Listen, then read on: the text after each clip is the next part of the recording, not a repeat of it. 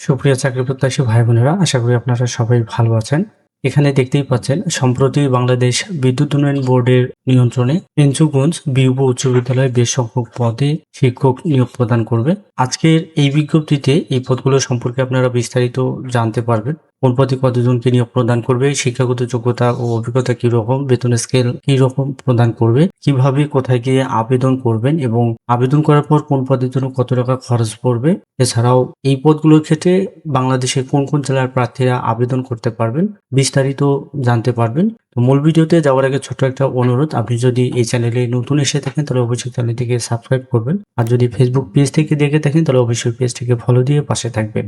আজকে সার্কুলারের প্রথমে যে পদ সেটি হচ্ছে সহকারী প্রধান শিক্ষক, একজন নিয়োগ প্রদান করবে। শিক্ষাগত যোগ্যতা হচ্ছে স্নাতক বা সমমানের ডিগ্রি বা বিএড ডিগ্রি। ইন্ডেক্সধারী শিক্ষক হিসেবে এমপিএভুক্ত পদে সর্বমোট 10 বছরের শিক্ষকতার অভিজ্ঞতা থাকতে হবে।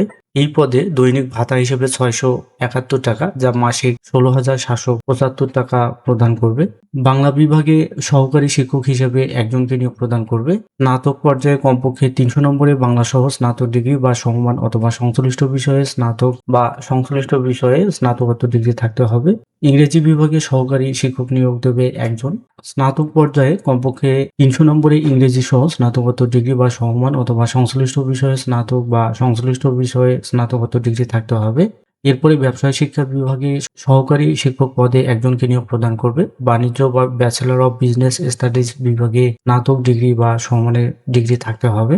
সহকারী শিক্ষক তথ্য ও যোগাযোগ প্রযুক্তি বিভাগে একজনকে নিয়োগ প্রদান করবে। শিক্ষাগত যোগ্যতা হচ্ছে কম্পিউটার বিজ্ঞান বা কম্পিউটার সায়েন্স অ্যান্ড ইঞ্জিনিয়ারিং, তথ্য প্রযুক্তি অথবা তথ্য ও যোগাযোগ প্রযুক্তি বিষয়ে স্নাতক বা সমমানের ডিগ্রি থাকতে হবে। এছাড়াও বাংলাদেশ কারিগরি শিক্ষা বোর্ড হতে কমপক্ষে 3 বছর মেয়াদী diploma in computer science and technology degree অথবা স্বীকৃত বিশ্ববিদ্যালয় হতে স্নাতক ডিগ্রি বা সমমান।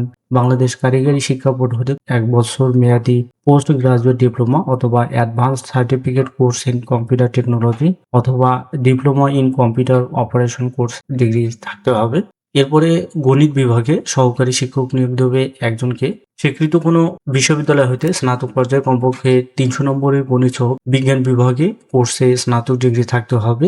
ধর্ম ও নৈতিক শিক্ষা হিন্দু এই বিভাগে একজনকে নিয়োগ প্রদান করবে সহকারী শিক্ষক হিসেবে। হিন্দু ধর্মের উপাধি ডিগ্রি সহ স্নাতক ডিগ্রি বা সমমান অথবা সংস্কৃত বিষয় সহ স্নাতক ডিগ্রি বা সমমানের ডিগ্রি থাকতে হবে। গার্হস্থ্য বিজ্ঞানে একজনকে নিয়োগ প্রদান করবে। সংশ্লিষ্ট বিষয়ে স্নাতক ডিগ্রি থাকতে হবে। সহকারী শিক্ষক হিসেবে নিয়োগ প্রদান করবে চারু ও কারিকুলার বিভাগে একজনকে। কারিকুলার স্নাতক ডিগ্রি অথবা স্বীকৃত বিশ্ববিদ্যালয় হতে স্নাতক ডিগ্রি বা সমমান সহ বাংলাদেশ কারিগরি শিক্ষা বোর্ড হতে 1 বছর মেয়াদী advance certificate in fine arts degree থাকতে হবে। সহকারী শিক্ষক জীববিজ্ঞান বিভাগে একজনকে নিয়োগ প্রদান করবে। প্রাণীবিজ্ঞান অথবা উদ্ভিদ বিজ্ঞান সহ স্নাতক ডিগ্রি থাকতে হবে। গ্রন্থাগার ও তথ্য বিজ্ঞান বিভাগে সহকারী শিক্ষক হিসেবে নিয়োগ দেবে একজনকে। স্বীকৃত বিশ্ববিদ্যালয় হতে স্নাতক ডিগ্রি অথবা সমমান অথবা যে কোনো বিষয়ে স্নাতক সহ গ্রন্থাগার বিজ্ঞানী ডিপ্লোমা ডিগ্রি থাকতে হবে।